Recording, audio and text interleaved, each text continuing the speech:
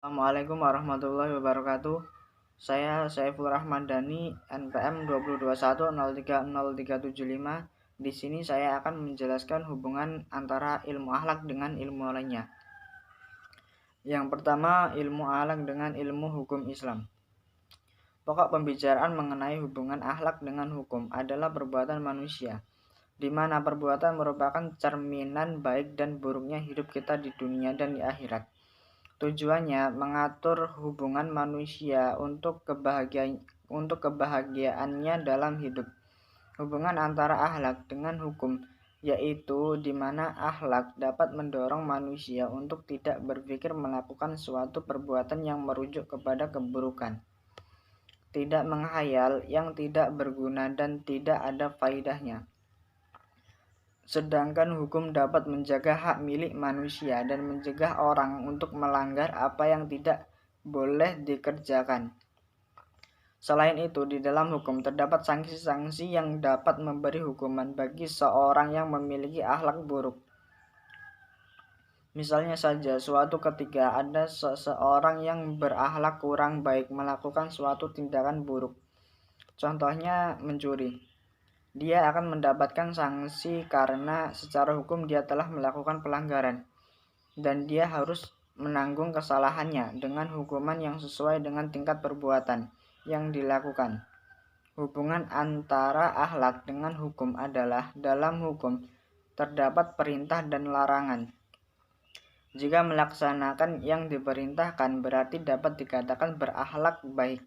Namun, jika melanggar apa yang diperintahkan, maka dapat dikatakan akhlaknya buruk. Dan hukum memberi balasan atas baik buruknya akhlak. Tujuan agar manusia bisa hidup bahagia. Yang kedua, hubungan ilmu akhlak dengan ilmu pendidikan. Pendidikan dalam pelaksanaannya memerlukan dukungan orang tua di rumah, guru di sekolah, serta pimpinan tokoh masyarakat di lingkungan tempat dilaksanakannya pendidikan akhlak untuk menciptakan akhlak yang baik bagi generasi bangsa. Tujuan pendidikan ini dalam pandangan Islam banyak berhubungan dengan kualitas manusia yang berakhlak. Misalnya secara empirik dapat dikatakan bahwa tujuan pendidikan identik dengan tujuan hidup seorang muslim, yakni menjadi hamba Allah yang mengandung implikasi kepercayaan dan menyerahkan diri kepadanya. Demikian pula dapat dikatakan bahwa pendidikan budi pekerti adalah jiwa dan pendidikan Islam, dan Islam telah menyimpulkan bahwa pendidikan budi pekerti dan akhlak adalah jiwa pendidikan Islam.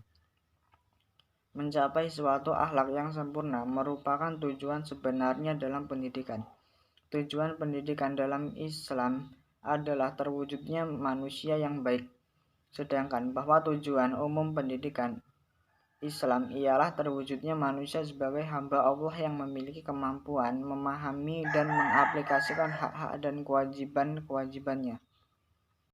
Tujuan pendidikan dalam Islam sangat erat kaitannya dengan penyempurnaan akhlak manusia. Tujuan tersebut dengan jelas menggambarkan bahwa ilmu pendidikan dan ilmu akhlak memiliki hubungan yang sangat erat kaitannya. Pendidikan merupakan sarana dalam pembentukan peserta didik sebagai seorang yang berakhlak mulia.